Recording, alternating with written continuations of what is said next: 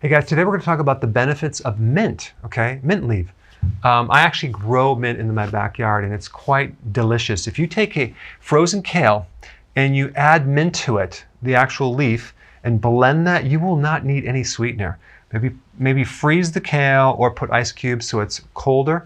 Blend it thoroughly and drink that down. You will love that shake. The combination of mint and kale is wonderful. One of my YouTube followers told me about this and I think it's a great combination. And if you're into a little bit sweeter, you can add a couple drops of stevia and just make it really, really delicious. But mint is good for your digestion. You can get peppermint oil and take it that way. If you add fennel, that will also help with some bloating and gas.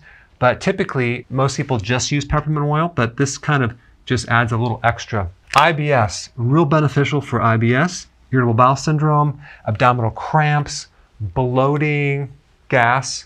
So you can take it as a supplement either before you eat or after you eat to help that.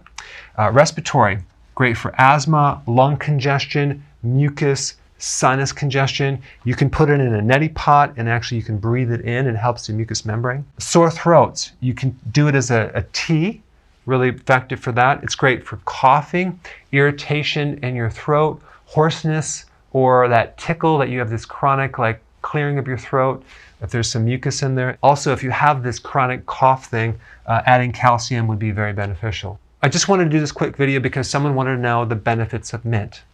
Thanks for watching. Hey, if you're liking this content, please subscribe now, and I will actually keep you updated on future videos.